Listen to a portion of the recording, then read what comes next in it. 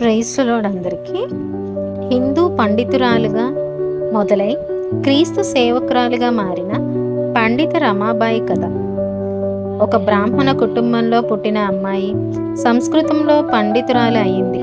సమాజానికి ఎదురు నిలిచింది. తరువాత క్రీస్తును తెలుసుకొని వేలాది మహిళలకు ఆశగా మారింది. ఆమె పేరు పండిత రమాబాయి.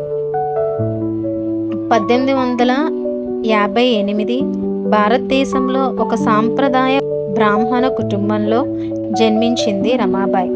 ఆ కాలంలో మహిళలకు చదువు అనేది దాదాపు నిషేధం.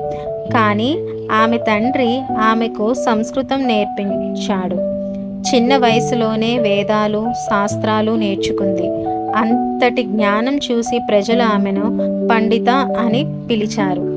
అలా ఆమెకు పండిత రమాబాయి అని పేరు వచ్చింది. కానీ జీవితం సులభం కాలేదు. కరువు వచ్చింది. తల్లిదండ్రులు చనిపోయారు. రమాబాయి, ఆమె సహోదరుడు దేశమంతా తిరిగారు. బాధలను దగ్గరగా చూసింది. ప్రత్యేకంగా మహిళల దుస్థితి ఆమెను కదిల్చింది. బాల్య వివాహాలు, వితంతువుల బాధలు, సమాజ అన్యాయం ఇవి ఆమె హృదయాన్ని మండించాయి. తరువాత ఆమె ఇంగ్లాండ్ వెళ్ళింది.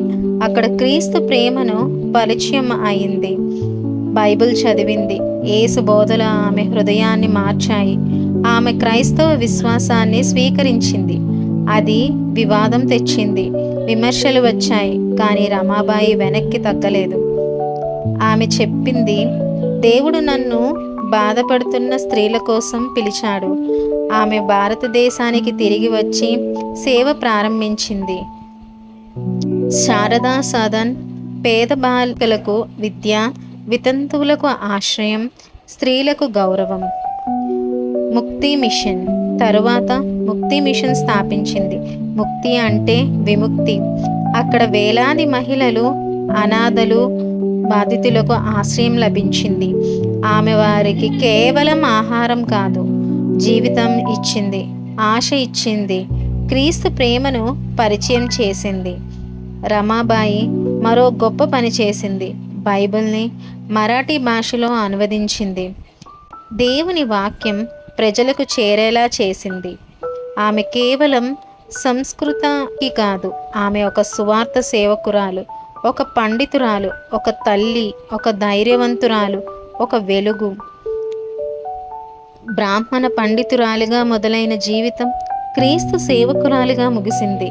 పండిత రమాబాయి చూపించింది ఒక విశ్వాసం వేలాది మంది విముక్తి ఇవ్వగలదు. లైక్ చేయండి, సబ్స్క్రైబ్ చేయండి, షేర్ చేయండి. ఇంకా క్రిస్టియన్ హైలైట్స్ కోసం మా ఛానల్ ఫాలో అవ్వండి.